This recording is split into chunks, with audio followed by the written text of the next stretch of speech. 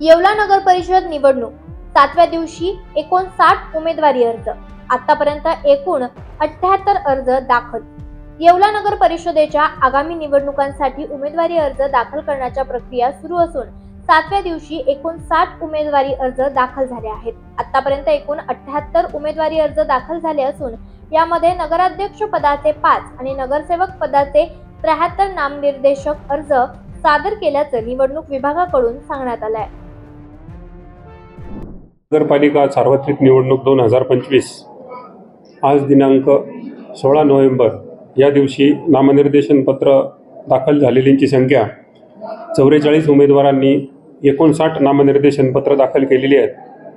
त्यापैकी 3 उमेदवारांनी नगराध्यक्ष पदाकरता नामनिर्देशन पत्र दाखल केलेले आहेत। उद्या 17 नोव्हेंबर हा नामनिर्देशन पत्र दाखल करण्याचा अंतिम दिवस आहे।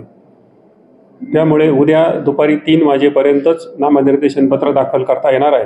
उमेदवारांना त्यांच्या नामनिर्देशन पत्रासोबत पक्षाने दिलेला बी फॉर्म हा सुद्धा सादर करण्याची अंतिम मुदत उद्या दुपारी 3 वाजेपर्यंतच आहे।